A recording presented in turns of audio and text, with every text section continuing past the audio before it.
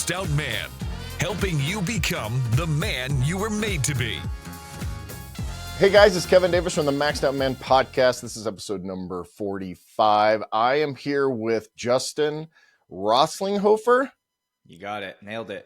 Yeah, so I've worked on that. I actually remembered how to spell it when I put it into my little show notes this morning, so I was impressed. That's a name that is difficult to pronounce and remember and to write, but not difficult to remember. So that's good. Let me give a little bit of quick background. Justin's an author, speaker, TEDx speaker, founder of Own It, which is a health coaching company that aims to reclaim the health of the world by empowering high performers to take ownership of their health so that they can thrive in all areas of life. So there's your LinkedIn website about us kind of intro. But I had the conversation yesterday with somebody and I said, I don't necessarily enjoy, I'm not a people person, but I'm a my people person. And I was super excited when I read, when I saw that you were going to be on and saw what you do. And so I'm very excited about this episode. So I appreciate you coming on board. Your podcast has a few more episodes than I do, somewhere in the 240s. So you're an old pro at this, but hey, give me your, I always like to ask for the background and kind of your story. We've got a little bit of time here, obviously, to kind of where you got, how you got here, where you are, and where you want to go. Yeah, it's awesome. I love the question, Kevin, and I appreciate being on here and just your tenacity and consistency with the show, because I remember when I started my show, it was for the first. You're further ahead of me than you're further ahead than I was at that point. I think it was episode 74. And I remember this number because it just sticks out so vividly. And it was episode 74. I had looked back. I had somewhere between 15 and 25 listens for each one of those episodes up until that point. And I'm sure my mom had to be 10 of those. She re-listened to them every time. That's all she listened to. And I was like, man, should I just continue or should I just toss in the bag this? What are we doing here? At what point are we going to see any growth? And I think yesterday we just filmed episode 256 or something like that. And we're up to about 15 to 17,000 average. That's awesome. Download now. So I say that to give you absolute hope in where you're going, and consistency will continue to just make the outcome inevitable. And we're going to talk a lot about this today. And that's a great segue into kind of my journey, because at 12 years old, I was born and raised in Edmonton up in Northwest Canada, and hockey was a religion. It's literally what you did. And so I was 12 years old. I was playing with 14, 15-year-olds. It was really kind of during that breakout time, that separation time in youth sports where you've kind of you've played your minor hockey all through, and now you're starting to be able to jump levels and play with kids that are older than you. And that was really where I was finding myself. And I'd gone through a couple week spell of just not playing really well, trying to keep up in some ways with some of the older kids and the higher talent levels. And my dad came up to me and he put his arm around me and he said, "Son, talent will get you noticed, but consistency will get you paid." And when he said that, it hit me, and it just triggered something inside to go, man, what do I need to do to be the most consistent version of myself? What can I take control of? And that was the moment that I got obsessed with health, wellness, and performance. I knew that I could control what I ate. I knew I could control how I worked out, how I trained, how I prepared, how I slept, how I recovered. All of these things I knew were within my control, and that's where I turned my attention. And so as a 13, 14, 15, 16-year-old kid, I'm measuring how I'm sleeping. I'm measuring sleep quality. I'm measuring heart rate variability. I'm training with a heart rate monitor. I'm looking at my blood work. I'm asking my doctors for every piece of information I can so that I can understand this thing I'm living in and start to put a plan by design in place, no longer just grabbing what everybody else is doing, but being different and taking ownership of that. And so that drove my just obsession and interest in that field. And it brought me down to the United States on a hockey scholarship when I was 18, 19 years old. And I stayed down here, got 2 bachelor's degrees, had a cup of coffee as a pro, went and got my master's degree, and then worked on my postgraduate doctoral work in heart rate variability, sleep, and recovery science before stepping into the NCAA as a performance director. Was at Louisville, working under Tina Murray, and had just an absolute blessing of an opportunity to take a lot of this different thinking and apply it in a unique way before getting my first crack at the NHL. And when I went into the league, what I noticed was that everybody was doing everything the same. Everybody was eating the same. Everybody was training the same. Everybody was supplementing the same. Everybody was recovering the same. There was no differentiation. There was no personalization. But yet management and ownership was wondering why they were getting the same results as everybody else. Why were we unable to be less injured? Why were we unable to maximize energy and performance long-term throughout an 82-game season? Like, why are we falling into the same patterns? Well, it's because we're doing the same thing as everybody else. We have to be different. And so that's when we brought a lot of these systems and strategies into play that I had been working on myself since 13 years old. And then having now education and a deeper level of understanding behind the whole thing. And lo and behold, injury rates went down, sickness rates went down, energy levels went up, performance levels went up. And all of a sudden we started to transform the way that the industry was operating. Well, fast forward now to 2019, and been in the league for 9 years and really doing this in a big way.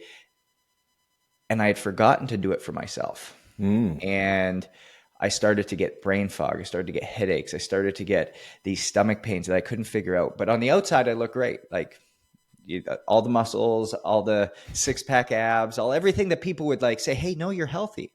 And I went to all the docs. I went to all the functional medicine clinics. I went to all the specialists. They all said, hey, your blood work looks great. I don't know, like that's what your job's entailing.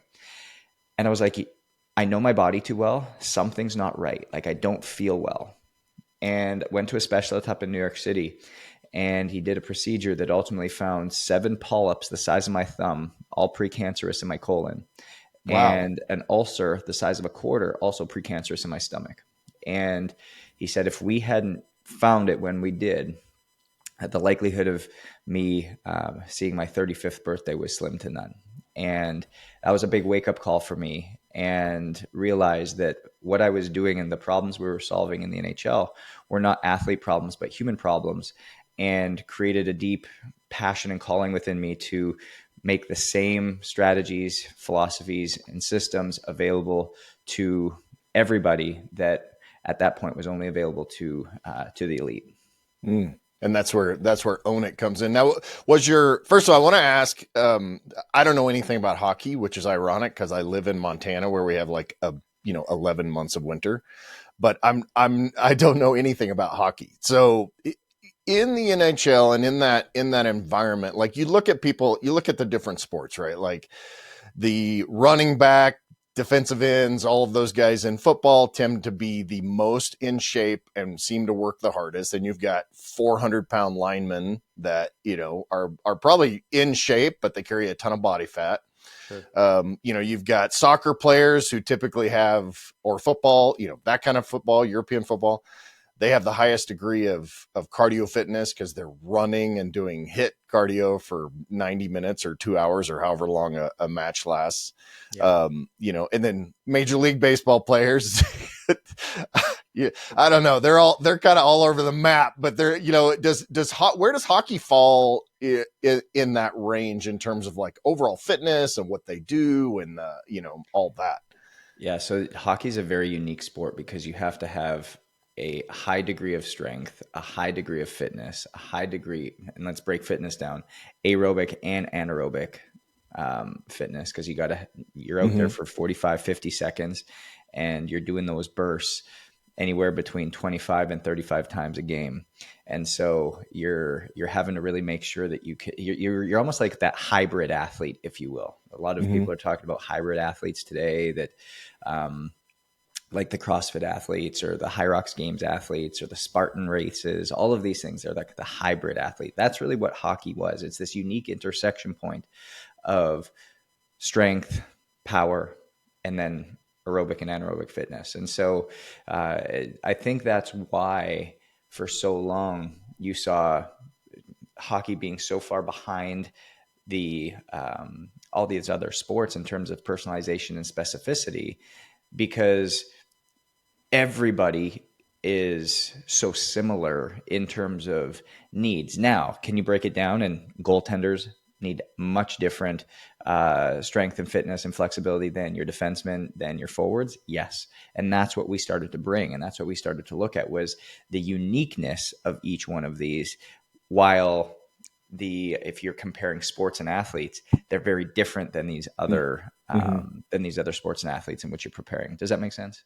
Yeah, it does. I mean, and it's got to be, you end up with very unique training, because we talk about slow twitch muscle fibers, fast twitch muscle fibers, and having, people tend to lean more towards one or the other. But what you're describing is a situation where you need a decent balance, or need to be able to train that balance between the two, right? And that's, I think, where so mmany people, especially in the hockey world when we were starting, just got lost, in the sense that you could just do literally anything.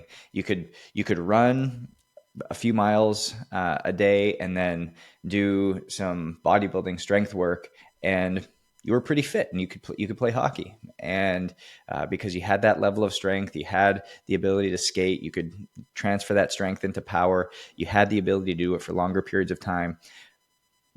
But because of the uniqueness of the sport, you started to see injuries that started to constantly come up, and you didn't have the level of individualization and focus on what it was that was required to make sure that they could actually have the capacity and resiliency to withstand an 82-game season.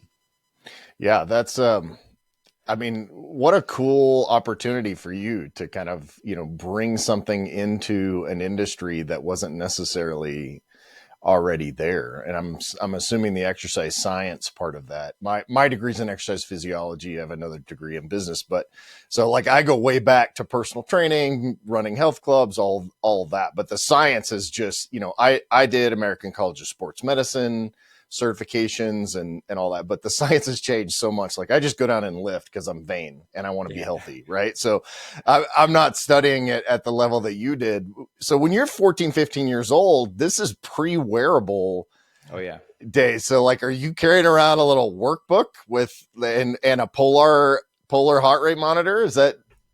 Oh, this is a great story. So 14-year-old Justin, well, actually, let's even back up. 13-year-old Justin slept with a pulse oximeter, and I would take. Where did you get it? So I went to my parents and I said, "Hey guys, for Christmas this year, I want a pulse oximeter." And remember, like this is a 14-year-old kid, and my parents were like, "What? Are you sick? Like what's wrong?" And I was like, "No, I just want to know some information." And this is when you can't actively like grab these things for like $5, $6 or a wearable for 30, 40, $50. And so at 13, I asked for a pulse oximeter. It's like $400. And they were like, well, we're not getting you one of these because it's going to sit on the shelf. It's ridiculous. And I was like, no, I want this. This can be my birthday present. My Christmas present can be everything for the year.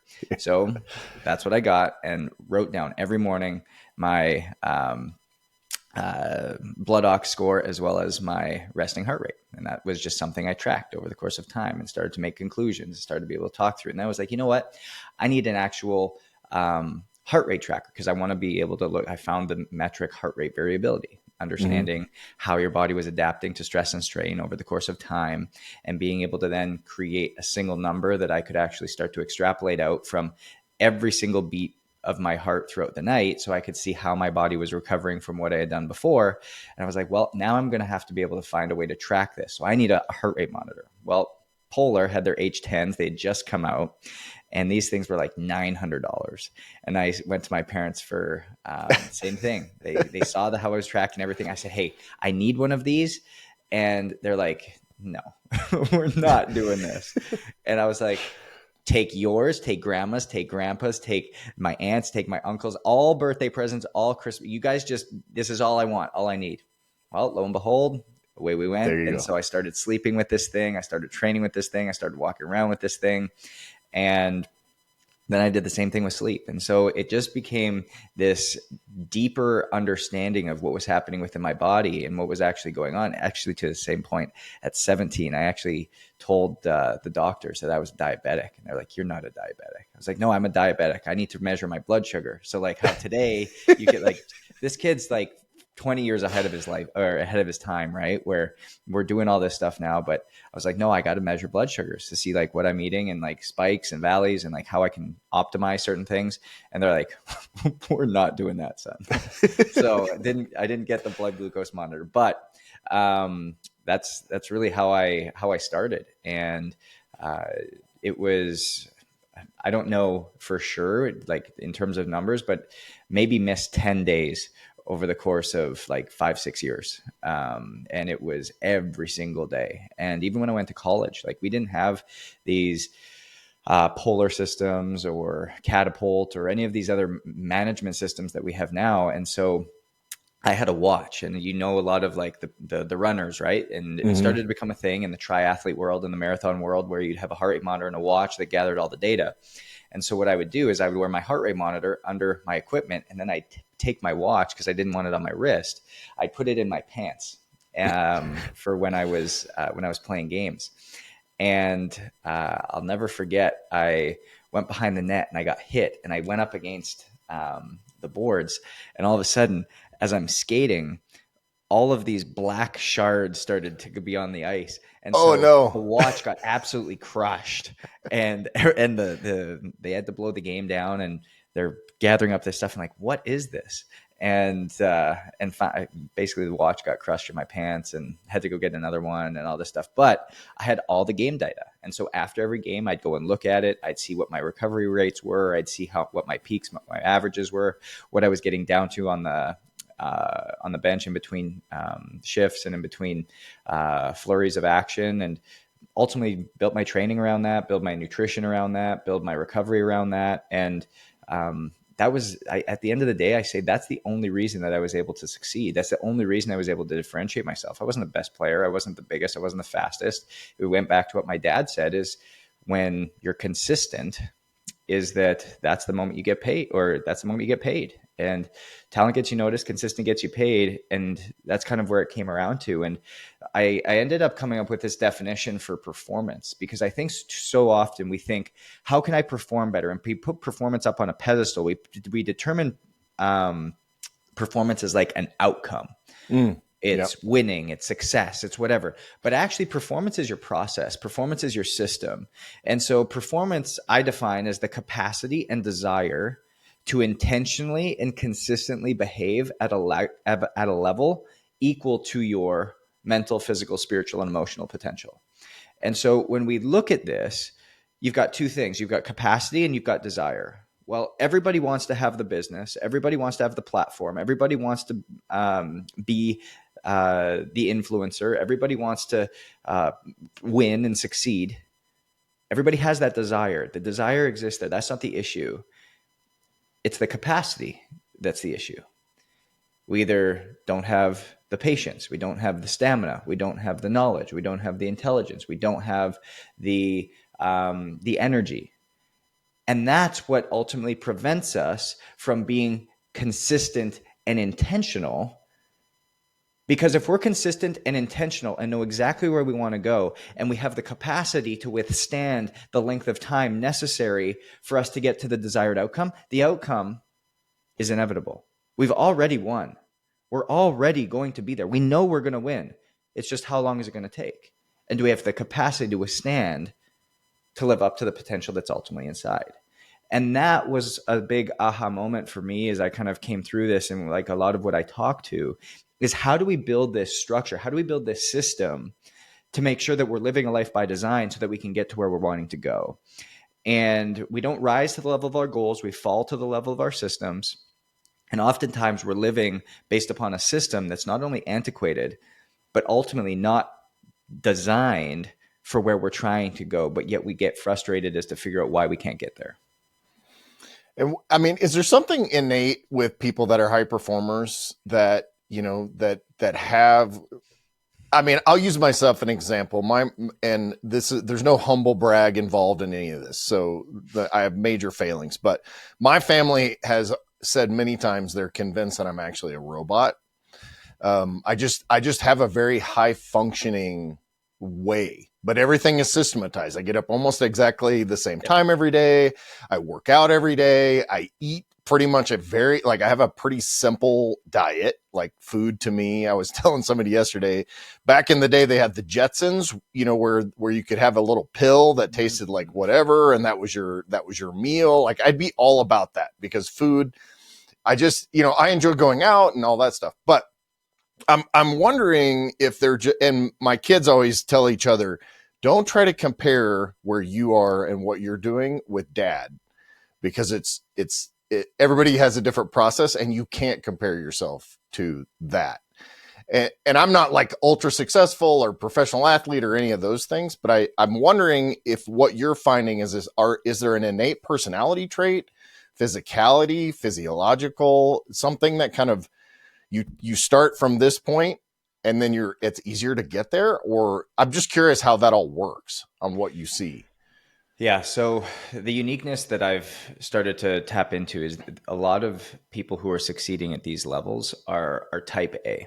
They've got a lot of obsessions. They love patterns. They love systems. They love understanding things. They love knowing what to do and following routines and habits so that their behaviors, they no longer have to think about. And what I've noticed as a big drop off, or a big, I guess, error that is made, is people start to mimic other people's systems. And when you start to mimic other people's systems, that's a recipe for failure. Why? Because the system was developed for Kevin. The system was developed for Justin. The system was developed for Sarah. It wasn't developed for you. And you see this with a lot of people's morning routines where they're like, oh, well, Jeff Bezos does this, or Oprah does this, or Jennifer Aniston does this, or whatever it is. And they've got these lists of 10, 12, 13, 14 things to do.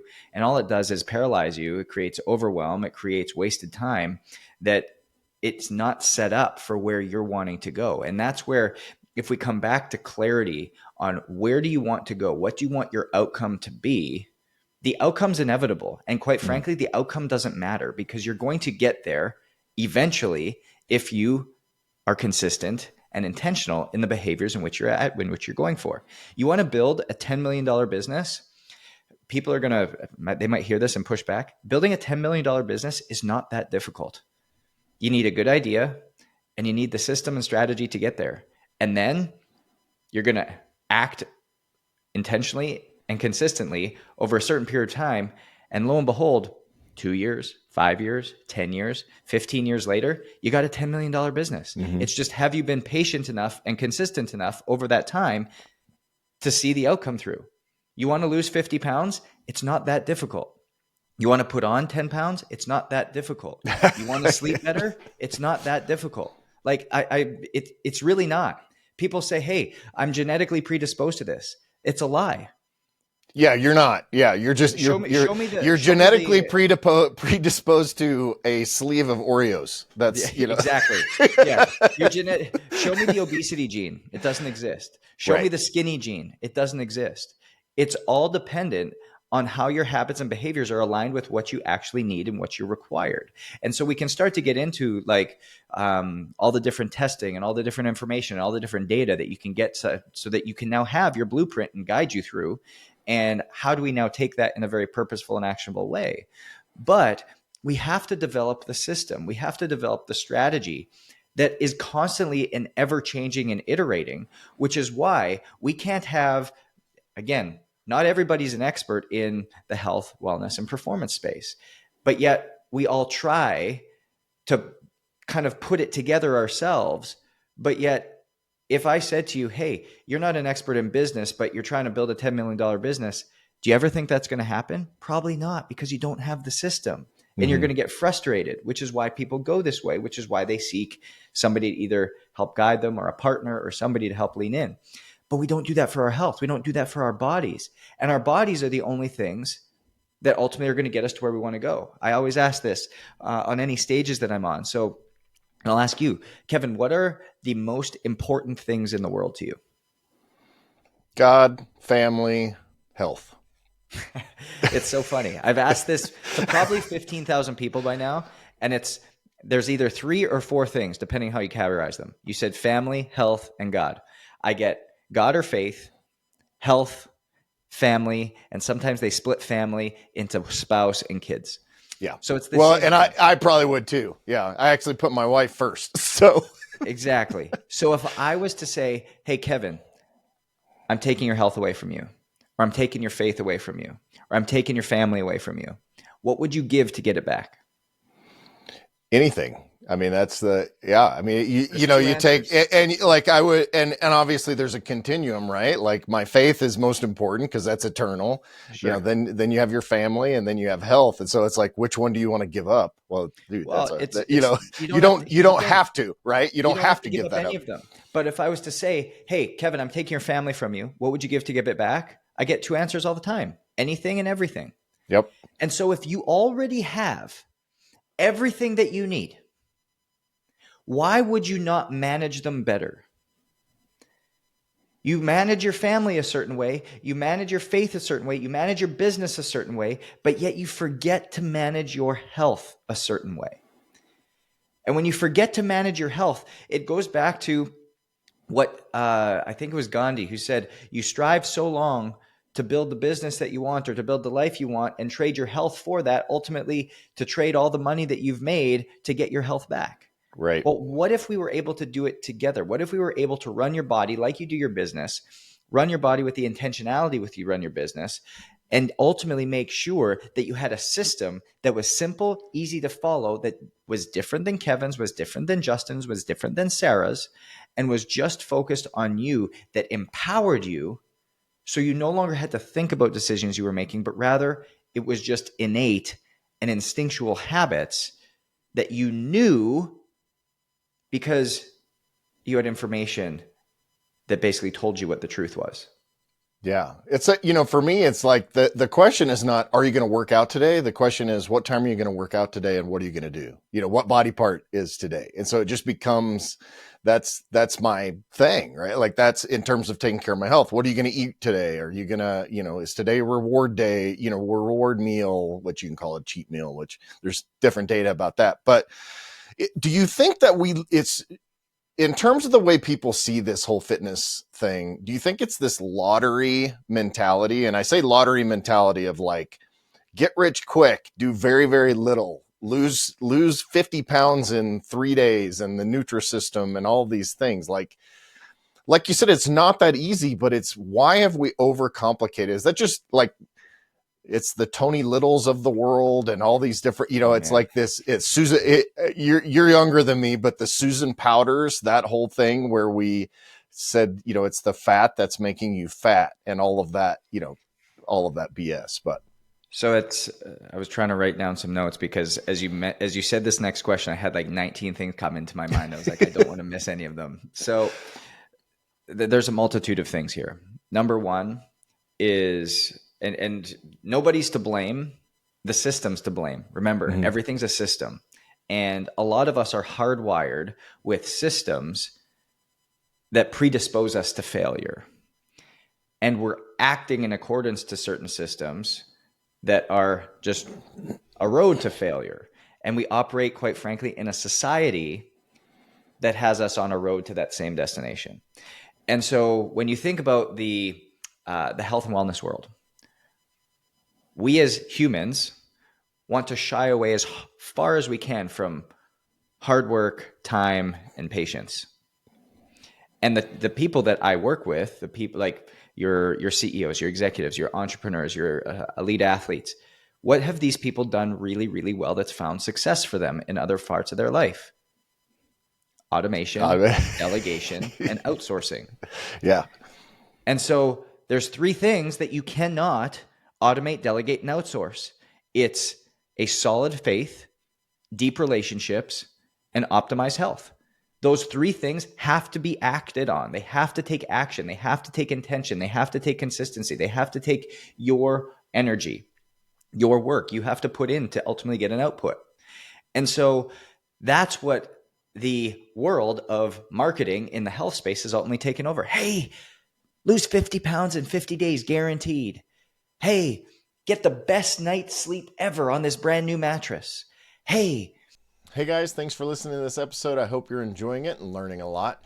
If you're looking for extra help, don't forget that I do offer one-on-one coaching. We can talk through a ton of different issues. I can give you guides, guidelines, and logistical help to help you take that next step or go to that next level in some of the things that you're dealing with in your life. We also have some course content, some guides, and a lot of educational materials over at maxedoutman.com. For the coaching, go ahead and go to maxedoutman.com/coaching, and you can learn about that. And then just go to maxedoutman.com for everything else. Thanks for joining us. Now back to the episode.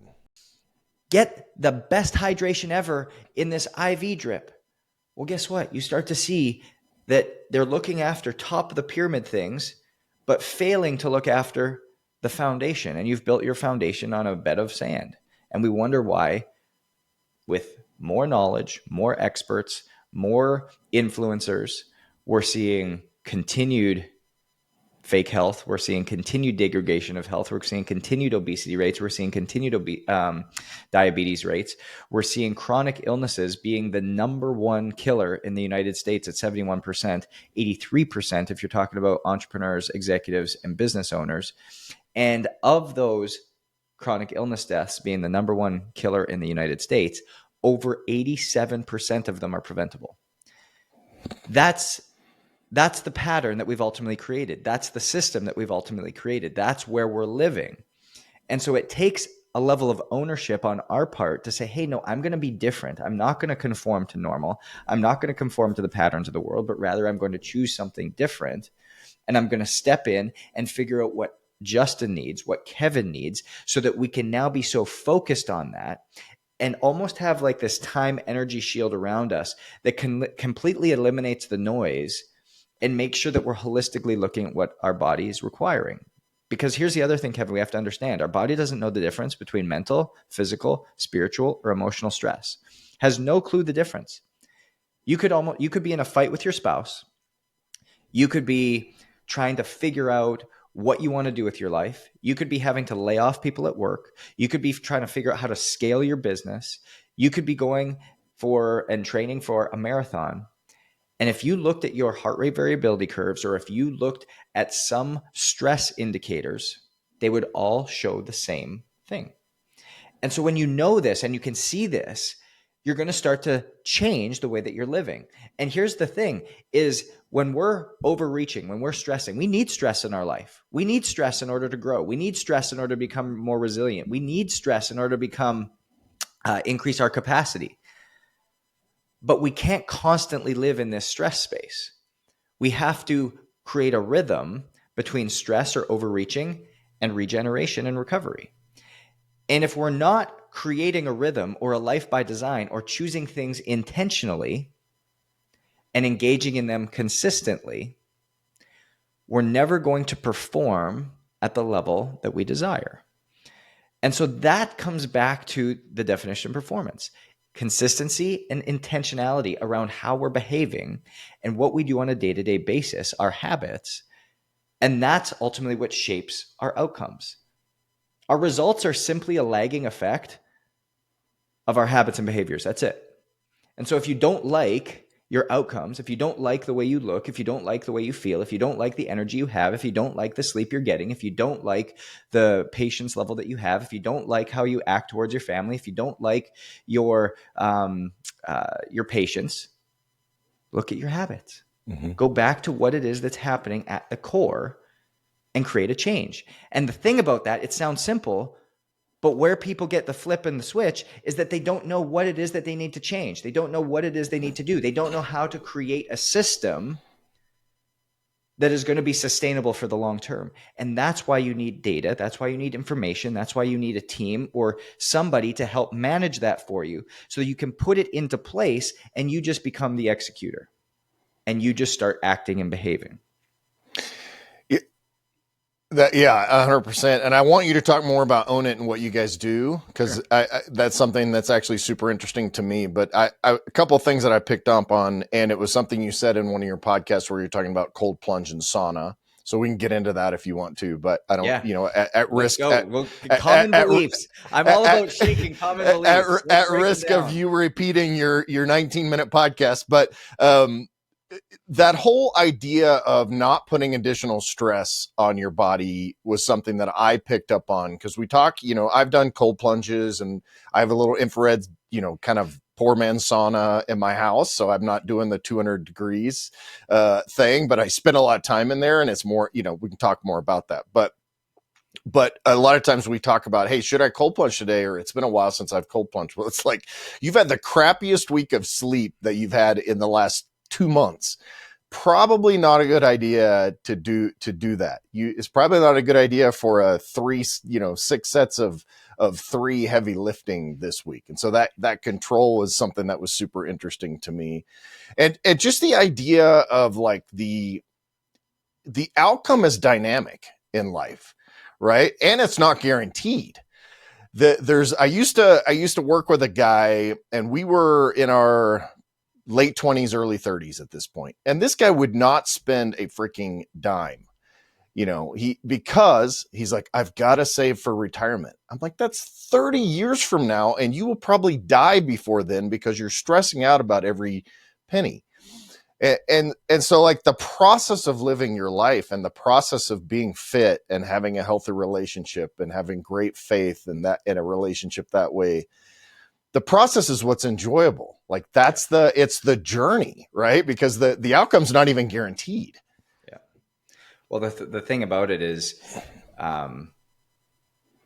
I've just got so much I want to say.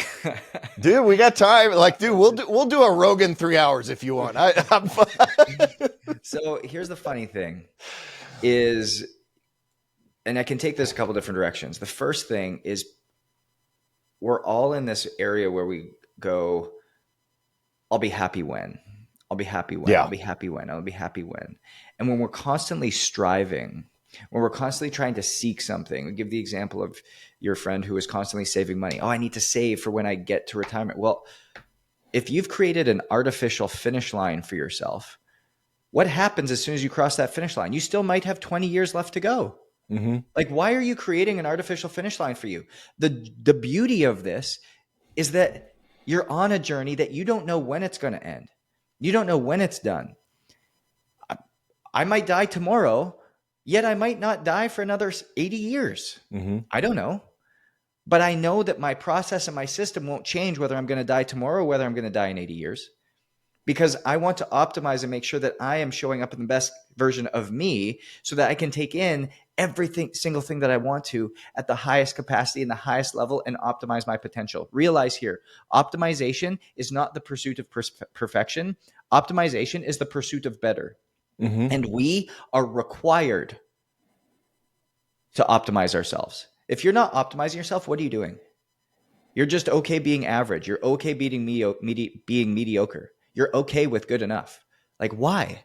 Why would you not expect more of and have such massive gratitude for the opportunities that you have, from the family that you have, to the business that you have, to the gifts and blessings that have been bestowed upon you? How are you stewarding these things? How are you showing up? And the crazy part is, once you stop striving for that finish line, striving for that perfect body, striving for that perfect business, striving for that perfect family, and you focus on your process and your system,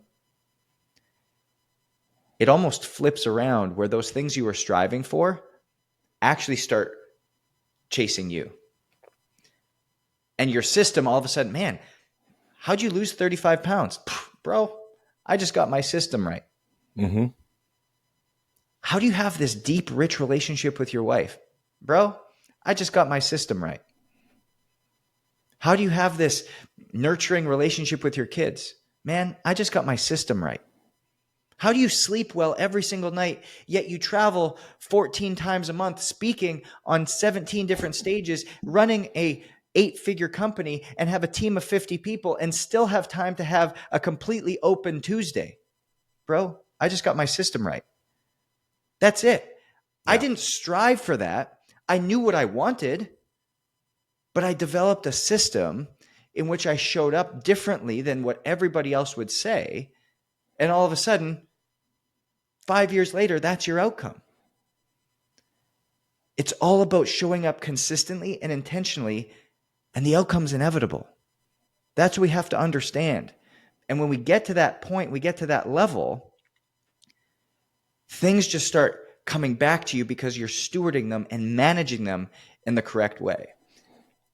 Yeah, I love the stewardship. Obviously I'm a Christian, and from a biblical principle, there's a stewardship, right? Like, you've been given this, whether it's financial blessing, your health, your body, and be thankful for that, but then be a good steward of it.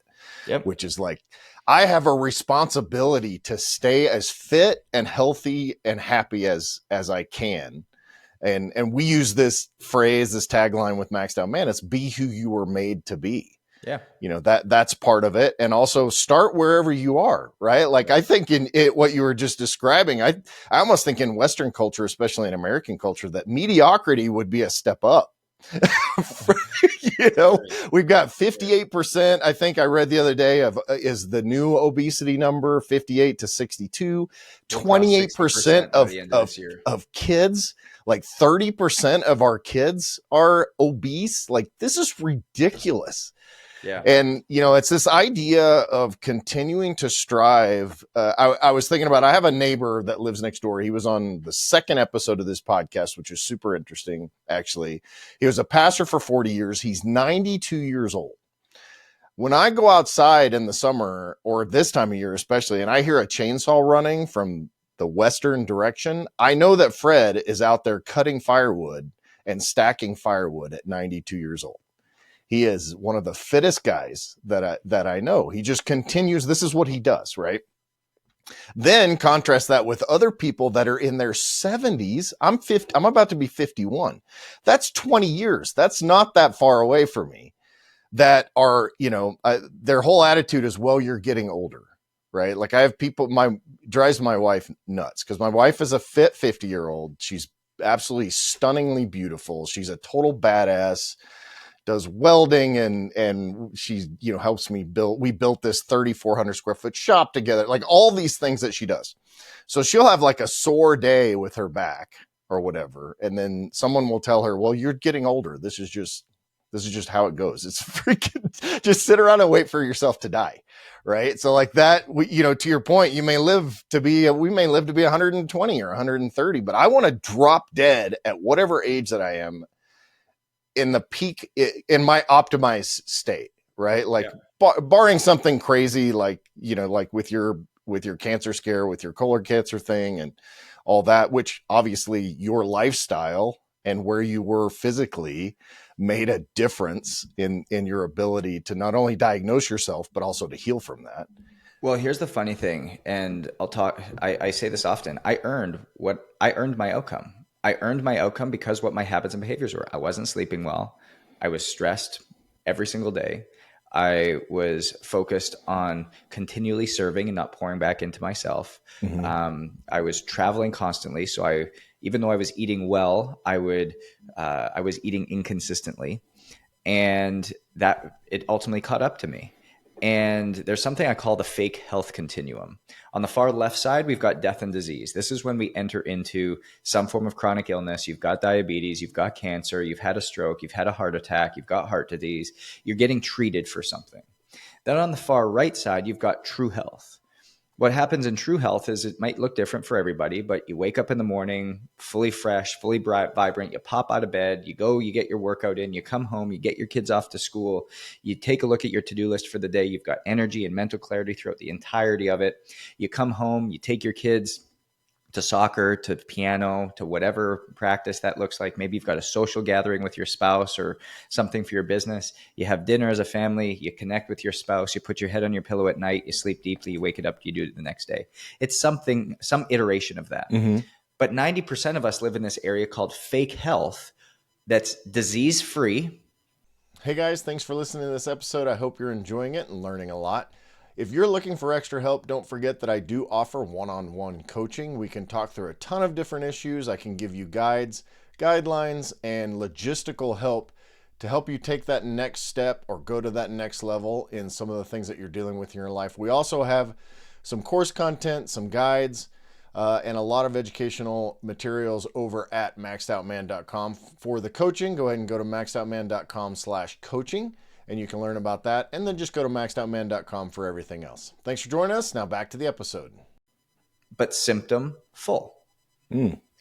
Headaches, nausea, bloating, irritability, brain fog, you name it. Like whatever symptom you want, put it in that area and we justify it. We call it normal. That's what it takes to be a dad. That's what it takes to be a mom. That's what 50 looks like. That's what 60 looks like. That's what it takes to run a business. That's what it takes to operate a business and a family at the same time. All of these things are lies.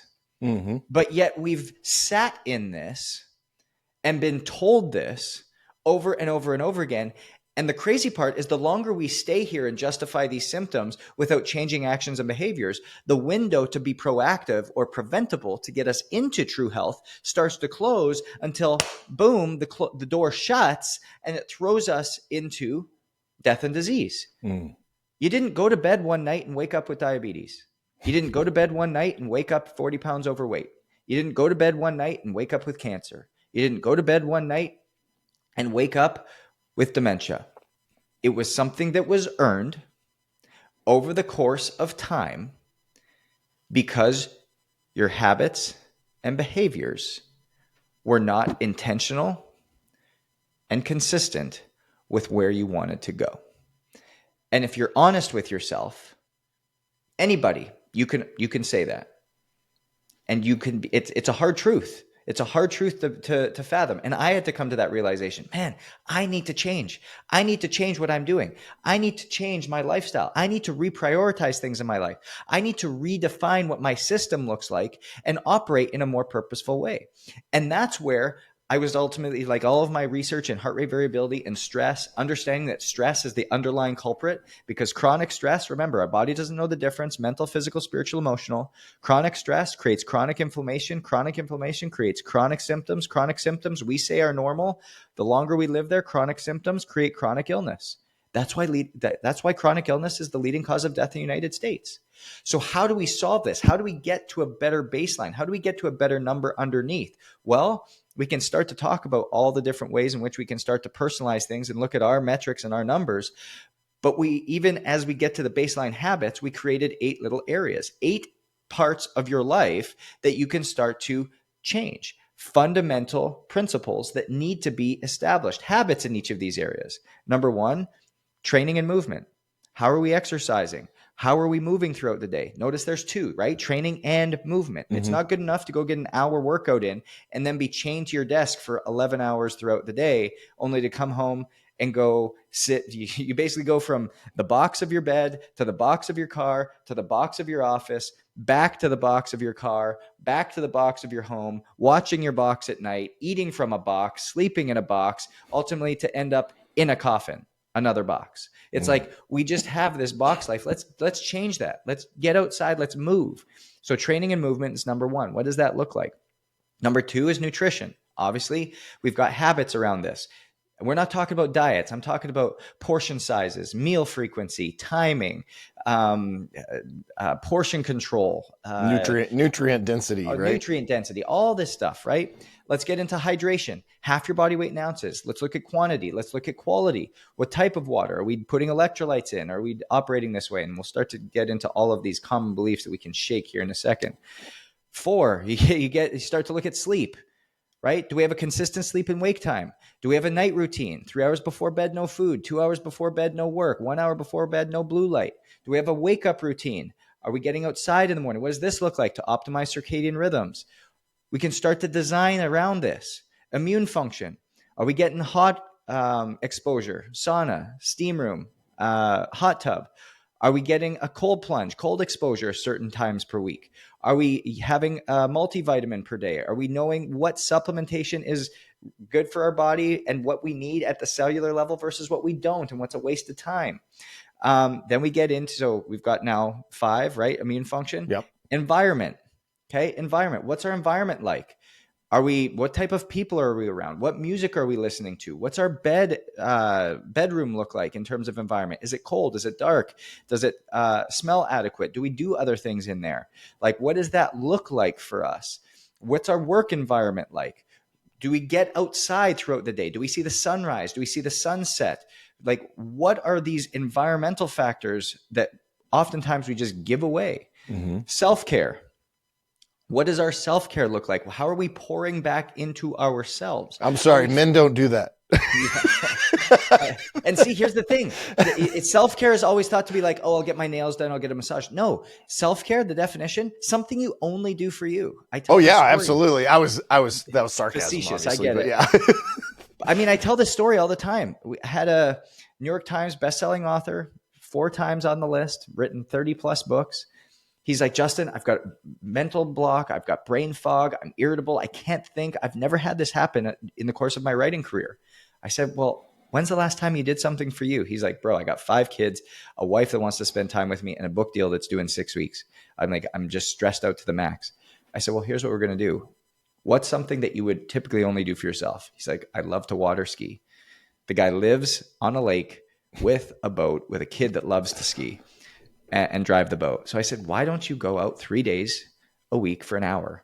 Just allow yourself to be out there, pour back into yourself, fill your cup back up, allow yourself to have a little bit of space and clarity. He's like, I can't do that. You don't understand. I've got something I have to do. I was like, no, you don't understand. This is going to allow you to have the capacity to do it. Remember, he had the desire. He didn't have the capacity. And so 2 weeks later, he calls me. I hear the wind in the background. It's like noon. I was like, bro, I told you to go in the morning. Like, go in the morning, like get out of the way so you can have he's like, we've been out here for 6 hours. It's amazing. On my last run, like at 8 o'clock this morning, I started to just have these downloads and I wrote the book. It's all done. It's in my head. All I got to do is go write it out. This is awesome.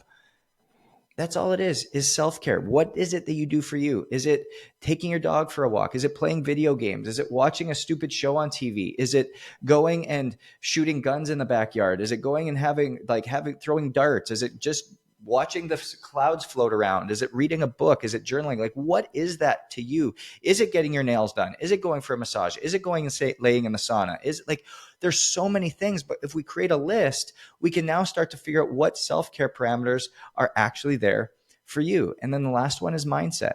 Is what are we doing to bolster our mindset? What are we doing to build our mindset, build capacity and resiliency in this area? So we now have a whole new way of thinking and a whole new process of how we show up. And so if you look at these 8 areas, training and movement, you've got mindset, sleep, immune response, nutrition, hydration, self-care, and environment. If you look at these 8 areas, there's a bunch of habits that are just foundational principles, just fundamental basics that if you are not operating within or you don't have a designed life around them, then you don't need all the upper echelon, the peptides, the red lights, the hormone therapies, the tools, the testing. Like, let's get your baseline foundations set up. Let's get the habit structure in place. Let's have heart rate variability as the metric that you're reliant on to see how your body's adapting to stress and strain. If you're seeing heart rate variability trend up, it's a direct sign that you are adapting to the stress and strain really well. You've created a really nice rhythm between overreaching and regeneration. The habits that you have in place, the design that you have in place is working. So let's double and triple down on what you're doing. Let's keep moving in this direction. Let's keep optimizing. Now, let's get some testing done. Now, let's do your cellular testing so we can get a little bit more specific so that we at Own It can build your custom supplementation for you. Let's get some DNA and epigenetic testing done so we can see what some predispositions are from food sensitivities or inflammatory markers in your body that we can start to shift your diet and nutrition a little bit.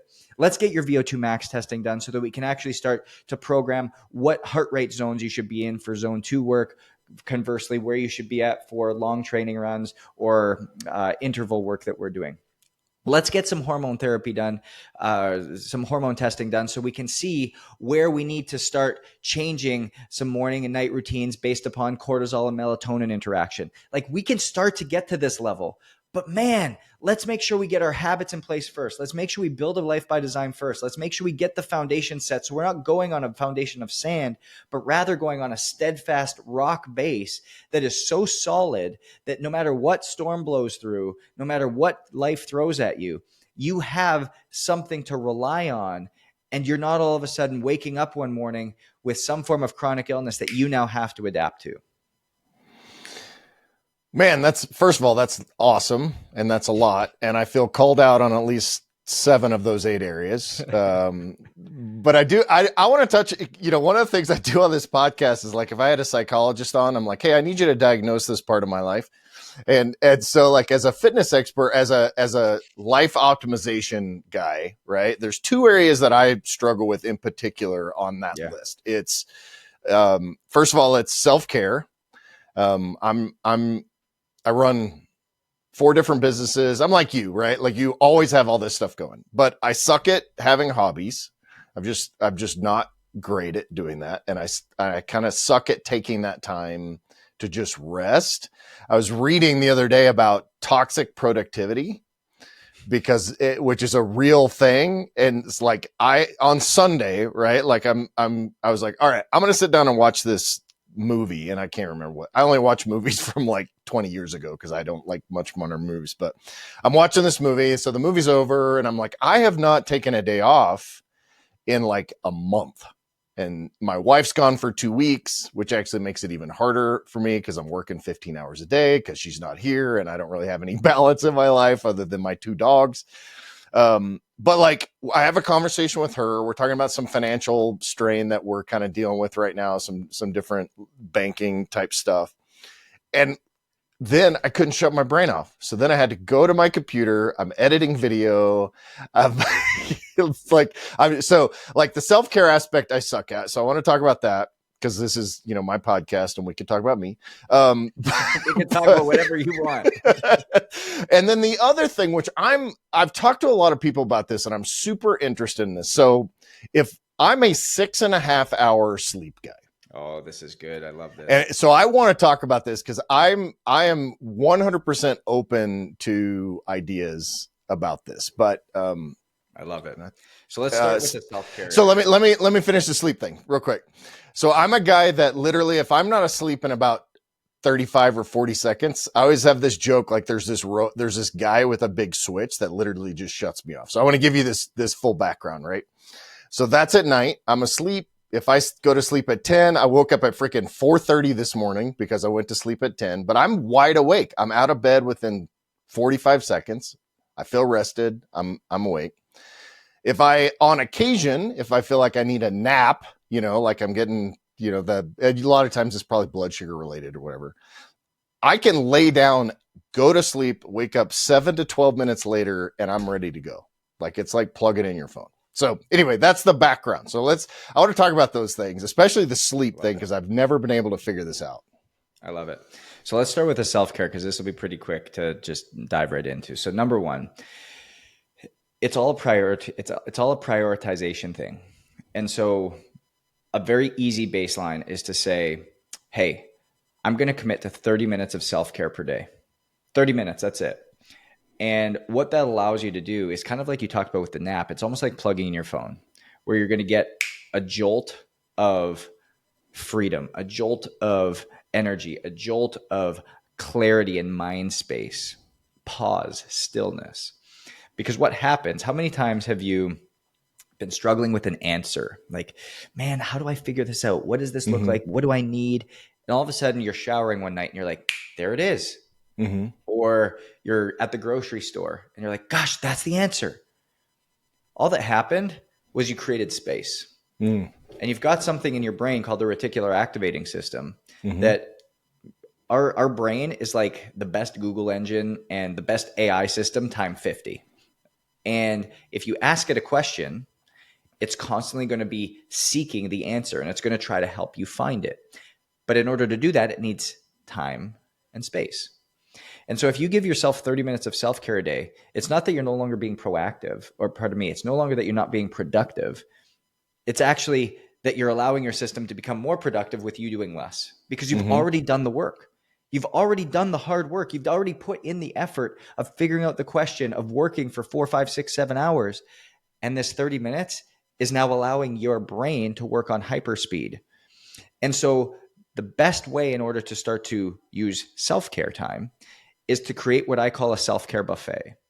Because you don't want to have to make a decision, because decision fatigue is real, about how to spend your self-care time. So what I have is on my calendar, I have 30-minute blocks. And I don't use all 30-minute blocks. I usually have 2 or 3 a day. And I don't use all of them, but I use one. And right over there on my wall, I've got my self-care buffet. So I've got 19 different things. Walk the dog. I'm just reading it. Walk the dog, sauna, hot tub, read, stretch, yoga, hockey, shoot the ball, throw the ball, skipping, walking, lay in the hammock, and I can't read the last one.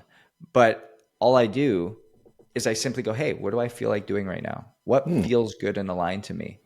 What feels like is something that's going to be great in order for me to recharge? I grab it and I go. The other thing I have is once every 2 weeks, I have a 60-minute massage on my calendar. Wednesday at noon, every second Wednesday. It's a standing appointment. I don't have to think about it. I don't need to plan it. It just happens. And that's how, again, I stay proactive and ahead of my self-care time. And it just occurs and it just happens. And I can't tell you how many times I'm laying in my sauna. I mean, I literally wrote my book in my self-care time. That's I'd be awesome. laying there. Oh, this idea. Boom, away I go. I'll be sitting trying to create a PowerPoint for my keynote. I'm like, man, like, how does this flow? How does it go? I'll go pop into the sauna. I'll go lay out in the hammock. Oh, there it is. Boom, done. Like, and you just let that, do you just let that ruminate at that point and do it after your time? Or are you actively like, hey, I got to grab my phone and get this stuff down before it goes away? Or I'm just curious on how that. So that's the other thing. I have a little notebook with me all the time. Okay. And even beside my bed, all these things. And I'll write it down. Just write a note so I remember it whenever, and it can jog me back to where I was. But I just write it down and put it away. Write it down, put it away. I don't continue to keep ideating on it. Just write it down, put it away. It's like the cloud comes in, recognize it, let it go. I love it. And so that's what that self-care time becomes. But create that buffet. It'll change the game for you in such a massive way. And then give yourself 30 minutes. Super, super simple. I'm definitely doing that. I have an extra whiteboard literally sitting in my corner right there. So I'm going to get that whiteboard. I'm going to make my list. And when you come back to talk about your book in a couple of months, I will report to you. That'll be my accountability. Right. So good. So good. Now let's dive into sleep. I love sleep. It's one of, we work with probably 9 different pro teams, just on sleep alone. Wow. 2 of them are in the final 4 of the Major League Baseball season. So it's kind of exciting. We'll have at least 1 team in the World Series, which will be cool. But when you look at this, sleep is literally like the superpower. It's something that completely changes the game for us. And one of the common beliefs, and I've literally got this in one of my PowerPoints, and we can dive into more of these common beliefs, but one of the common beliefs is that you need 8 hours plus in order to get adequate sleep. And that's just not true. Quantity doesn't equal quality, which is another reason why I like to track sleep. And the 2 things that we look at, sleep and heart rate variability, those are the 2 biggest needle movers, biggest rocks in terms of getting information back from your body as to how are you working, how are you showing up, how are the habits and behaviors ultimately shaping your long-term health, and how are you going to be energetically and performance-wise. And so if you look at the quantity of sleep that you're getting, we sleep in 90-minute segments. So a typical sleep cycle takes 90 minutes in order to get through. And so you're going to have 4 different sleep cycles, or 4 different segments in that sleep cycle. It's going to be a light sleep. It's going to be a slow wave sleep or deep sleep. It's going to be a REM sleep, and then a little wake cycle. If in one of those cycles, you're spending about 50+% in slow wave and REM sleep, quality sleep, that means that's an optimal sleep. Like you're getting really high quality sleep, really, really positive, really, really good. And so if you think about these. Yeah, I want to say, so I've not used a wearable, which I need to. Yeah. And I want to talk about the wearables that you recommend. But like I've done the little, set your phone on the nightstand kind of thing, and it tracks that through your breathing and kind of basically it's just a microphone, right? So it's not very accurate. But my graph literally is like, all right, 2 minutes in, it drops down to the thing, and then it stays that way for like hours, which is not accurate, obviously, but it yeah. So I think you're using, from what I'm understanding, you're using just Apple, like what Apple's tracking. Well, this would be like it's called a sleep cycle. It's some app basically, but it's using the microphone on your phone. Is essentially it's listening to your breathing and your patterns, and I think that's how it determines it. But it's not accurate. But yeah, so the big thing is we want to look at actually sleep staging, and once we can understand that, it's going to help us. So think about this: the tradition, or what everybody has always said, is 8 hours of sleep. Well, if you're getting 5 sleep cycles a night, that totals up to 7.5 hours of sleep. And 4 to 5 sleep cycles is what's required on a weekly basis to be at optimal levels of sleep. Interesting. So somewhere between 6 and 7.5 hours is what you need for optimal sleep time. 4 to 5 sleep cycles, 6 to 7.5 hours. So that old myth of needing 8 hours is no longer relevant, because you can be getting 8 hours, but not even getting the quality of sleep. If you're getting 50% plus REM and deep sleep at 6 hours versus 25 to 30% at 8 hours, your 6 hour sleep is actually more beneficial. You're actually getting more out of it. And so how do we now determine how do we get a really high quality sleep? Well, there's so many different things we can do, but kind of like I gave you here, 3-2-1 rule before going to bed. 3 hours before bed, no more food. Why? When we take in food, we've got 400 times more melatonin in our gut than is produced by our brain. So if we're having to take in food, now our stomach's going to have to digest everything. We're not going to get the melatonin release we need. If we don't get the melatonin release we need, we're going to have elevated cortisol levels. If we have elevated cortisol levels, we're not going to get to the depth of sleep that's required. And we're ultimately going to have a hard time falling asleep. So that's number one. Eliminate big meals 3 hours before bed. 2 hours before bed, get rid of all work, all heavy decision making. Set a boundary in place. So if we're going to sleep at a consistent sleep and wake time, let's call it 10 p.m. At 8 p.m., we're no longer working. Let's shut it off. That's no emailing, no text messaging, no figuring out schedules, no worrying about what the decisions we have to make tomorrow. Set a boundary. Just put it away and allow yourself to start coming down, because I can't tell you how many people tell me all the time, Justin, I just can't sleep at night because my mind won't stop. No, your mind can stop. You just don't stop. Right. And so when you constantly, again, go back to this, when you constantly ask yourself questions, it's constantly seeking an answer. And so if we don't allow space to start to shut ourselves down and get more parasympathetic, more relaxed, we're constantly going to stay in that stress state, mental, physical, spiritual, emotional stress. Body doesn't know the difference. And so we're going to stay in this stress state, elevated cortisol levels, thus decreased melatonin levels, not get into the quality of sleep we need, and it's going to be interruptive all night. Then 1 hour before bed, no blue light. Now, does that mean that we don't watch TV or we get rid of all these things? No, I watch TV at night. That's something that I love, that just my wife and I, we curl up and we watch a show, something dumb, just allows our minds to kind of go and kind of shut off. That's how we wind down. We do the same thing. Yep. But we'll wear blue light blockers. We'll wear blue light blocking glasses, or on the TV, we'll take out the blue light emitting. We'll put like the filter on, and that's how we operate, and that's how we go. And during that last hour, so at 9 o'clock, 9 to 10, before we end up in bed, I've got a night routine. One, I have a cool shower, something that just allows my body temperature to start to drop a little bit. I brush my teeth. While I'm brushing my teeth, I get into I've got a yoga mat I lay out and I just kind of stretch a little bit. I wash my face. As soon as I wash my face, I read about 5 minutes of my Bible. I lay down in bed. My wife and I talk for about 30 seconds to 2 minutes, depending on how long it is before I start dozing off. And then I'm out. And so that's kind of like that night routine that you're preparing for, that you're setting yourself up for. And I think so often we forget that sleep, we should spend 1/3 of our life approximately sleeping.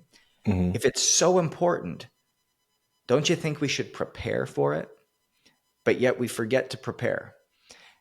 And in that preparation, it can really start to help us. And so that's kind of going to bed. When we're waking up, we want to be exposed to 4 things. Heat.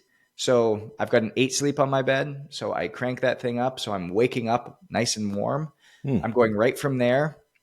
I'm grabbing water, which is going to have element, which is electrolyte mix that's got potassium, magnesium, and sodium. That's going to prime my cells to absorb the water that I need. Again, we can get into a common myth about why water is just not enough.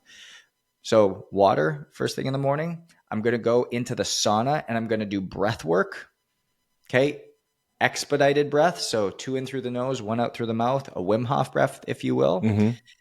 And then as soon as I come out of there, I'm either, if the sun hasn't come up yet, I'm getting exposed to my red light. So resetting circadian rhythm, really waking my every aspect of my body up. Or if the sun's coming up, I'm watching the sunrise for 3-4 minutes and just allowing myself to be in that space, getting first morning sun. Now everyone's like, oh my gosh, Justin, how long does that take in the morning? No way I could do that. That takes me all of about 21 minutes. And before and what that does is it resets circadian rhythm, optimizes cortisol levels, gets you prepared and energetically set for the day. And from there, I go to the gym. And all of a sudden, you're like, man, why do you have the energy you have throughout the day? Why can you show up that way? And that's what I would kind of just continue to come back to you and say, when you're waking up, wake up and get up. Don't go back into another sleep cycle because you won't take yourself through. You're going to wake up, you're going to be groggy and all of these things. Take advantage of that. Get a morning routine such as that. But then when you need to have a nap and you start to get a little bit tired, I love what you said. Nap should either be less than 15 minutes or an hour and a half. Nothing in between. Right. Nothing in between. Because if you start to have that, you're waking yourself in the middle of the sleep cycle, which is going to just cause a whole issue with circadian rhythm.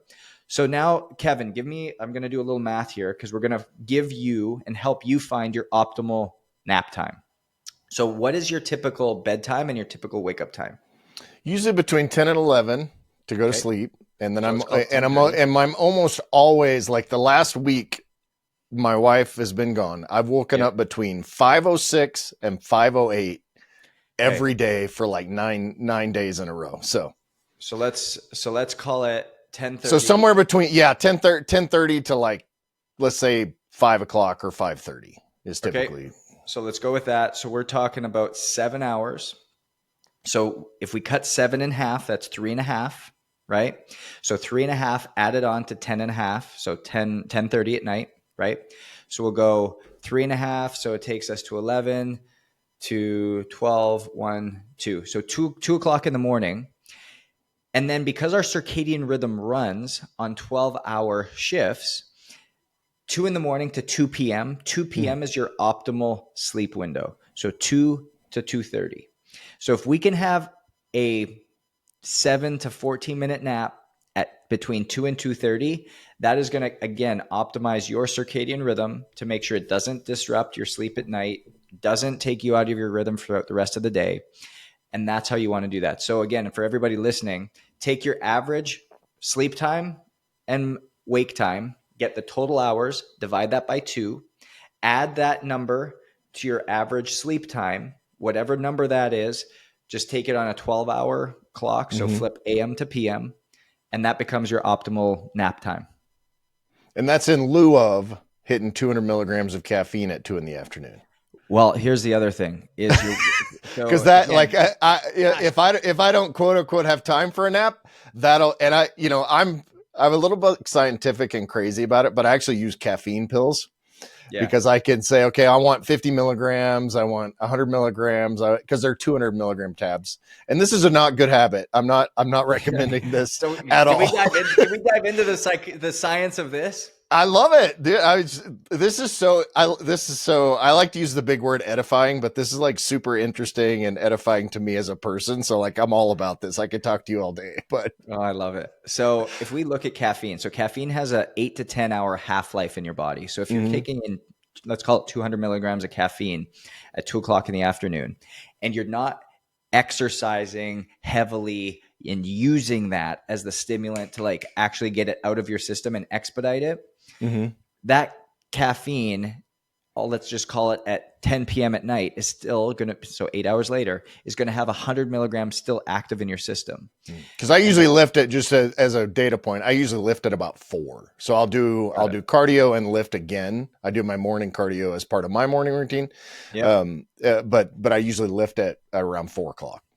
So I'd be curious if we were to actually use something that didn't have caffeine in it to get you your lift, something like nitric oxide. So beets or red cabbage or aronia berries or something like that, that's going to give you natural nitric oxide boost without the caffeine use. So you still have that energy flow without having the overhaul of caffeine. Because here's the thing, there's something called adenosine that's in your brain. And what adenosine does is it binds to the brain receptors that ultimately tells your body it's time for sleep. It's time to wind down. But what happens is adenosine molecules and caffeine molecules look the exact same. They're the same shape.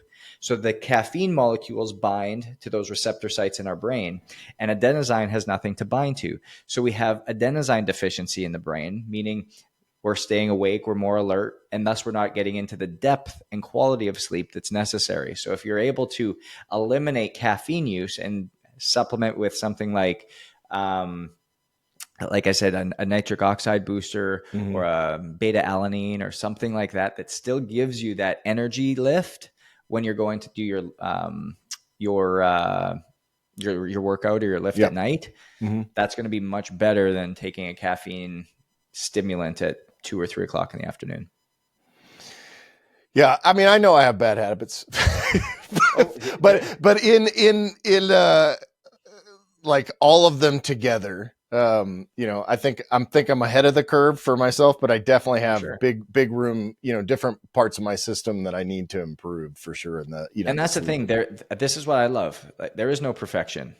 There's things that mine aren't perfect, but I'm constantly iterating. I'm constantly learning. I'm constantly taking in data and feedback and going forward. Like for me, there's 4 non-negotiables that I would love everybody to at least touch on and know where they're at. Number 1 is heart rate variability. If you're not measuring heart rate variability, you've got your head in the sand and you're missing a massive, massive tool that can help guide, educate, and empower you on where you're going. Number 2, if you don't have, let's call it once a year, a 2 or 3 week measuring cycle or measuring time of blood glucose, massive, massive miss, because I want to know the food that I'm eating, even though I might be fit, even though I might be extremely healthy, quote unquote, even though I might eat whole foods and think that I'm doing the right things, I might be having massive blood glucose fluctuations. And that's a massive stressor on the body that you don't even know about.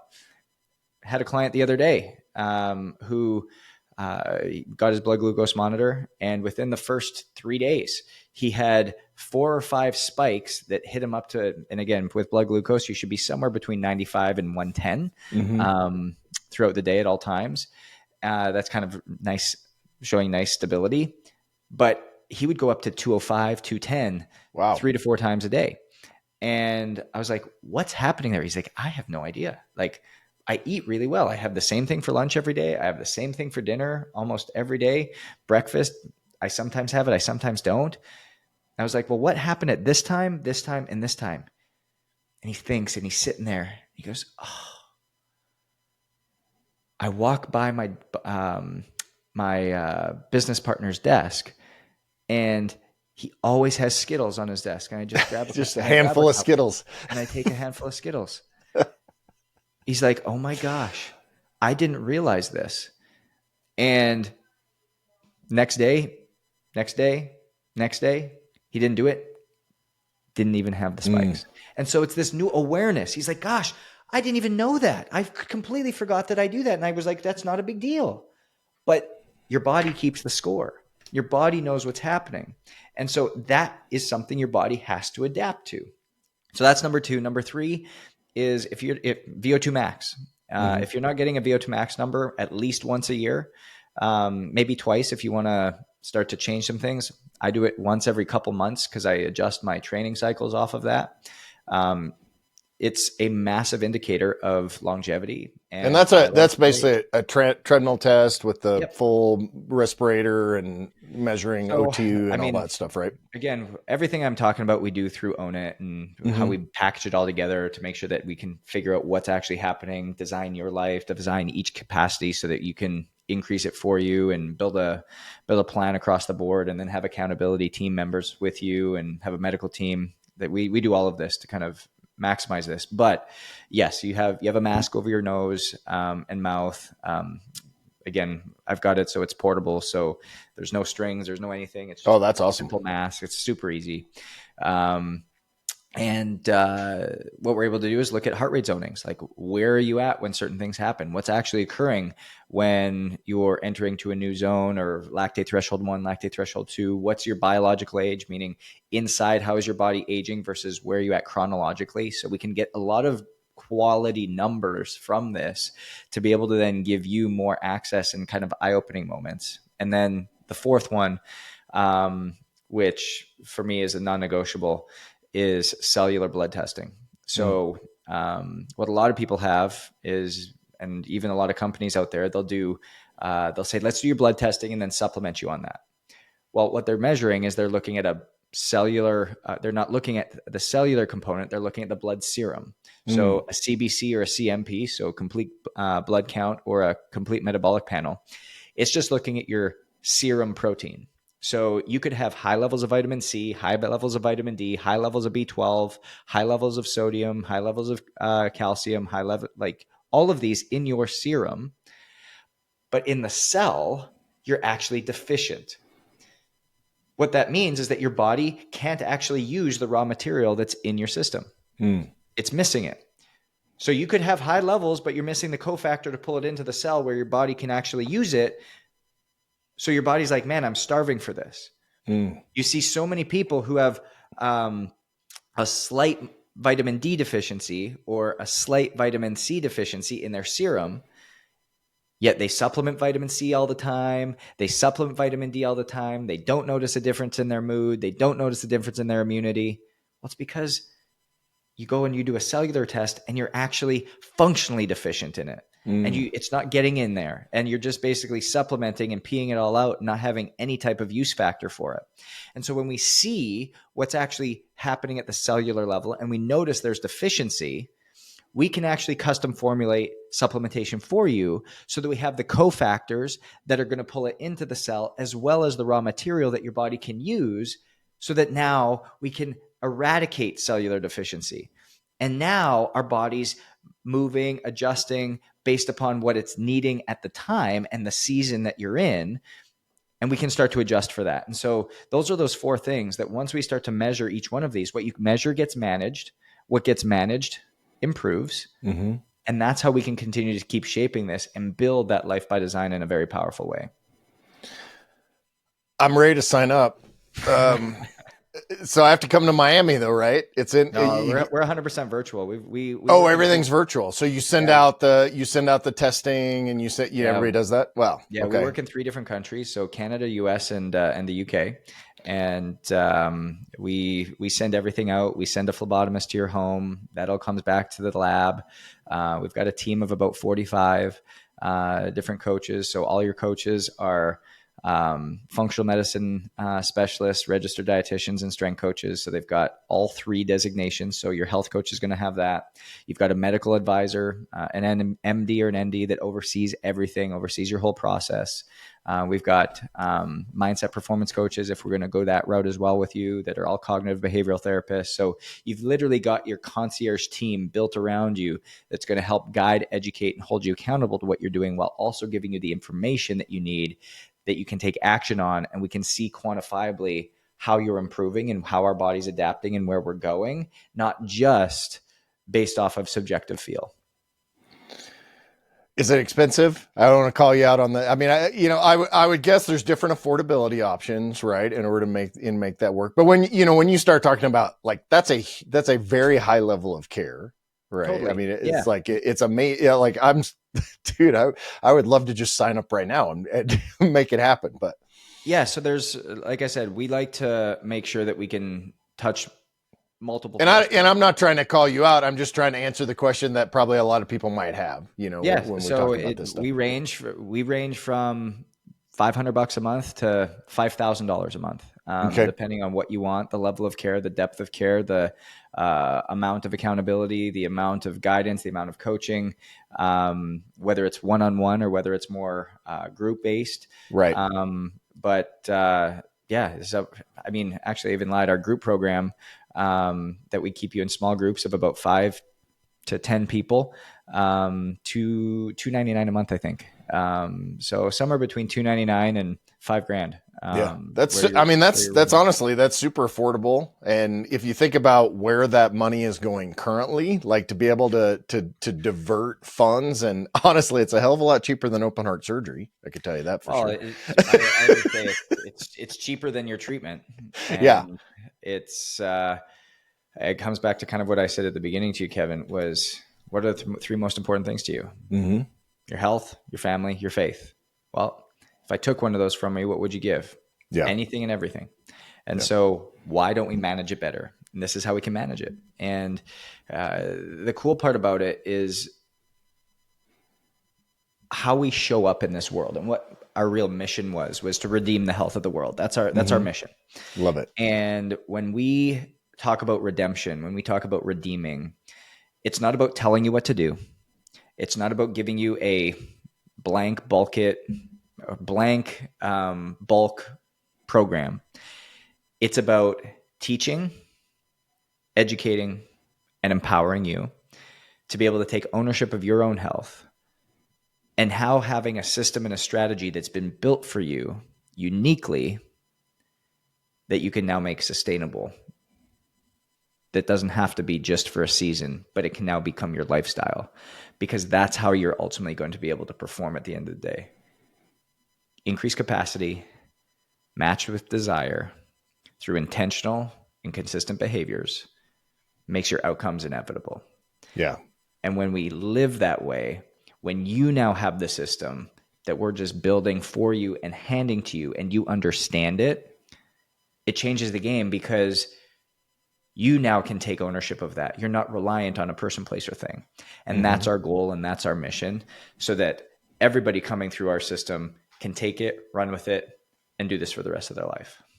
And it's data driven. That's what I mean. The amount of money that people waste on just, trying this supplement or doing these things. And it's just the ineffectiveness of it. I mean, I'm preaching to the choir here, but from, even stupid stuff like you're using your treadmill that you have at the house as a coat rack, or as a, to dry your clothes on. I mean, even if you spent $500 on that, right? Like that's a waste of money. So there's so many ways, or frickin' beer money and all these, whatever else you're spending all that money on is definitely something that you can invest better in your health. And having the data to do it is an efficiency thing, right? Like you're not guessing. Right. I do want to ask you one thing before, and I want to be respectful of your time, but so the genetic testing aspect of it, I want to ask you, so this is where your common myths thing go in. There's this new trend now. My wife had some genetic testing done. She had some family members' genetic testing done. And one of her family members actually had, and, this is made famous by Angelina Jolie and, some of these other women, where they're actually having parts of their body removed based on genetic testing. Like they're getting radical mastectomies because the genetic testing told them that they have this precursor gene that ultimately will give them breast cancer.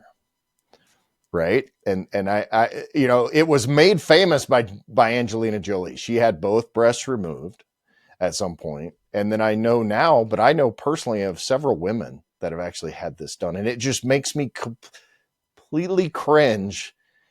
I mean, we don't want to talk about all the other unnecessary surgeries going on right now, but that seems really crazy to me that you would use probability to define surgery? And this is a totally, it's not off topic, No. but it's kind of a left, Totally.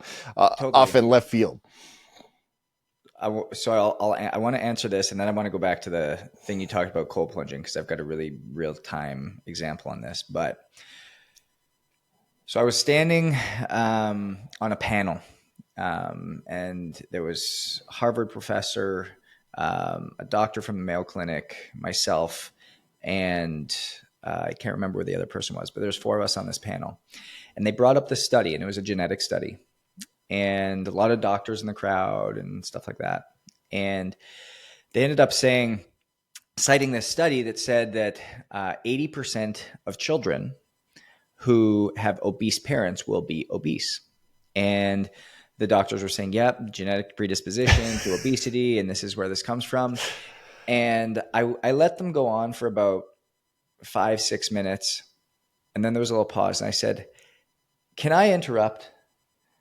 And I had been a little bit contrarian on this panel already. And I can imagine, given who you just listed. So you could kind of see people kind of rolling their eyes. And I said, can you please tell me the obesity gene? Can you tell me what that is?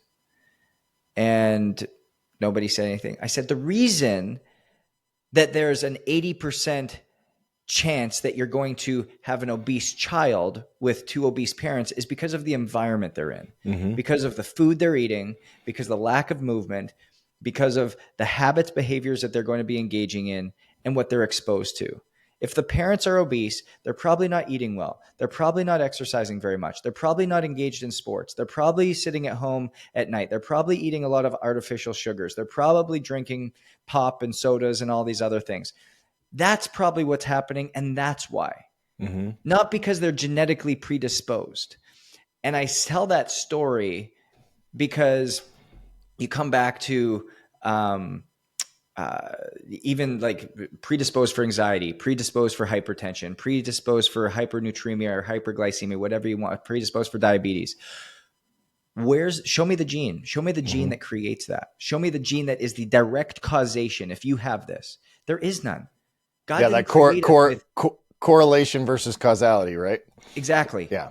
And so coming back to what you're saying is it's not that you're going to develop cancer from a certain gene. It's that the lifestyles, behaviors, and habits that you're engaging in will ultimately cause that gene to mutate or change or create the outcomes that you're leaning towards. So no, don't go get a surgery, but rather look yourself in the mirror and what do I have to do differently? How do I have to live differently? How do I have to take ownership of my health in a different way so that that doesn't occur? Do I need to get in front of a red light every single day? Do I need to have a hyperbaric oxygen chamber that I go in once or twice a week? I don't know. I don't know what those answers are because I don't know what your direct issue is. Once I have your data, once I have your information, once I have this deep understanding of what's going on within you, then we can create your individualized protocol of what you need to do in your system so you can realize this true health. You can realize life in a different way, and you can realize it in a very positive way. You want to talk about, I love that. We had a little bit of an argument at the time. I'm like, I don't even know why we want this data. Like, because the data is meaningless. All it's going to do is create anxiety unnecessarily based on some like crazy probability stuff that doesn't, because she always exercises, she eats right, all these things. And not that my wife has any direct, like, it's not like her mom had breast cancer, or like she didn't have it. But when we had this initial discussion, she was like, well, this person in my family had this and her daughters had it. And so she had this thing done to her. And I'm like, holy crap, why would that just seems crazy to me. But here's some common beliefs, and it's funny that you say that. Here's some common beliefs I literally talk about on stage, and I debunk and I demyth and all of these things. So cold plunging is always good. Colder is always better. Multivitamin and whole food diets provide my body with the nutrients it needs. Running will help me lose weight. More cardio is what's going to give me optimal health.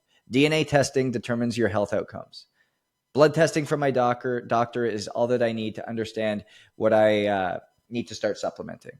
Peptides and hormone therapy is the answer to energy loss and low testosterone. Drinking water alone hydrates you. Getting 8 hours of sleep is the minimum sleep requirement. Caffeine is great for energy. Vitamin C will help my immune system. Wine or melatonin is great for helping me sleep well. Morning routine is the only way to have a perfect day. Your to-do list is self-care. You can make health a priority once you're successful. The harder you work, the more you succeed. All of these are like things that I've heard thousands of times that we have made truths in our lives that really shift our behaviors in a way that are unhealthy, where instead, if we actually just knew more about this thing we lived in, if we knew how to act, behave, and have a system that was designed in a more positive way, we could really flourish and move and realize life and thrive in a far, far different degree than what we've quoted normal in where we are. We want to strive for different. Yeah. And it's not like you said at the beginning, it's actually not that hard. It's like, it takes simple, even if you didn't have the data, there are some simple things that you can do in your life to make improvements. 8 foundational principles. Yeah. 8 foundational principles each have I've got a list of about 10 to 15 baseline habits that if you're not acting upon any of these, or there's a big gap, start there. And that's where you go. I mean, you asked about cold plunging. So I've been on this. I've been holding this story since you asked about this, but I'll throw it in really quick. Last week, I keynoted 9 times. I was in 5 different cities, 4 different states. And I left on a Sunday night. I got back on a Saturday afternoon. Well, coming home, a little bit tired, was looking forward to being home, still had energy, still felt pretty good. Woke up on Sunday and I was just not feeling the best. I could feel like my nervous system was shot. I was a little bit tingly. I just didn't feel very well. And typically people would be like, oh, you cold plunge every day. This is what you do. Well, on Sunday, I went for a zone 2 bike ride for about 20 minutes, 125 to 137 of my heart rate. I went in the sauna for about 30 minutes. I had a nice warm shower coming out of there. I took a nap in the afternoon. I went to church. I made sure I fueled well all day. I overhydrated. Monday, I woke up and same type of thing, was feeling better, far better than I was on Sunday. Did the same thing, stretched, took my workout from the volume I was supposed to do to about half, and then still hit the zone 2 and still hit the sauna, and then made sure I got into bed a little bit earlier. Woke up this morning, firing on all cylinders, just crushing it. My HRV typically is about 97. Sunday and yesterday was about 82, so depleted. Today, 109. So I'm ready. This morning, hit a hard workout, hit the sauna, finished with the cold plunge, hit 10 miles this morning on top of that, and I feel great. Now, what people would typically do is continue to go, no, this is my morning routine. This is what I do. I sauna, I cold plunge. Well, realize that cold plunging is a stressor. I realized very quickly early on in my journey that if I cold plunged every single day, it would not be 10 days before I got sick. Yeah. 10 days before I got a cold sore, 10 days before I got some type of sinus infection, because of the full body stress that it goes through to have to heat your body back up, to have to adapt to that temperature and all of these things. The other thing that I don't do, my cold plunge, people are like, how cold is it?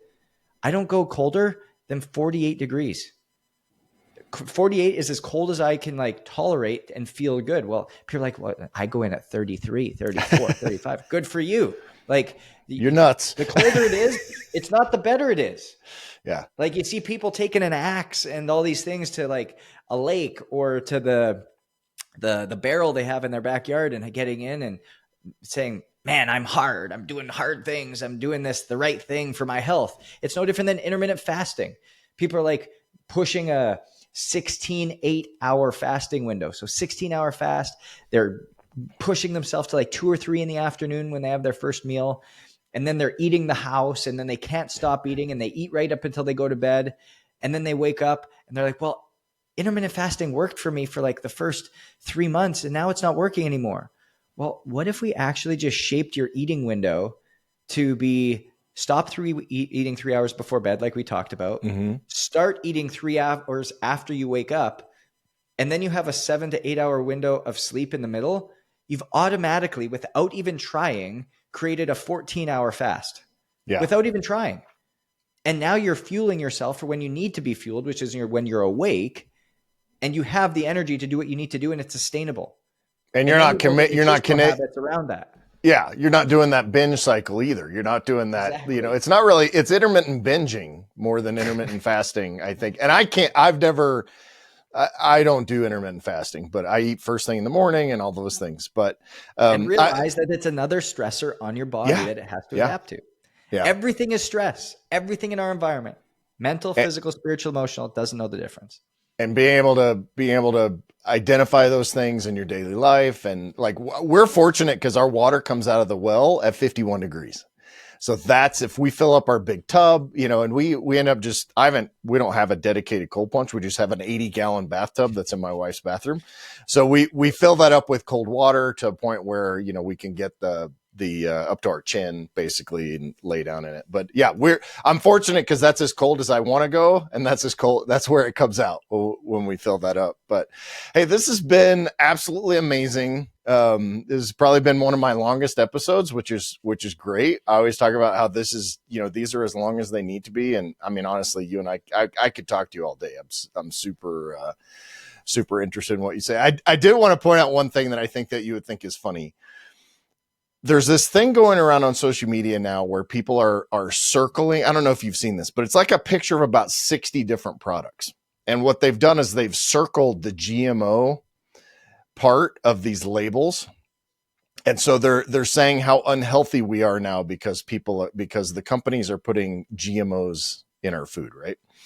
So these foods are Oreos, ice cream, Skittles, snack crackers. Like literally there is not one food that any normal person should eat on a regular basis on this list. And I think that of anything that I've seen lately, that speaks more to our American mentality about nutrition than anything that I've seen, because just like it's back in the day, they used to they made organic Cheetos. I went to a cookout one time and this person brought organic Cheetos and I'm like, so you want to eat organic? Like, this is crap food. Like, if you want to eat it, great, but I don't know why you care about whether or not it's made organically. It's still crap. So anyway, I thought you would appreciate what's going around right now on social media. Man, as you just started to list off everything there, I said, is any of this a surprise? It's like... Yeah, it's the nutrition information that we have, and do some research on the conspiracy around some of the sugar studies that they did in the 50s and how they paid people off and all of this crazy stuff. So look, I love that you were here. I really appreciate you taking the time to do this out of your busy schedule.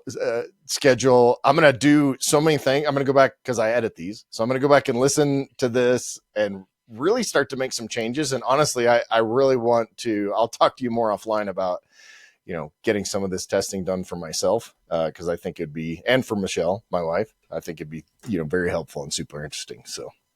Awesome. Well, it was great, Kevin. I really appreciate you and look forward to more together. Yeah. We'll see you soon when we get a little bit closer to the book release. Sounds great. All right. If you're looking to really maximize your life and become the man you were made to be, head over to maxedoutman.com and get your journey started today.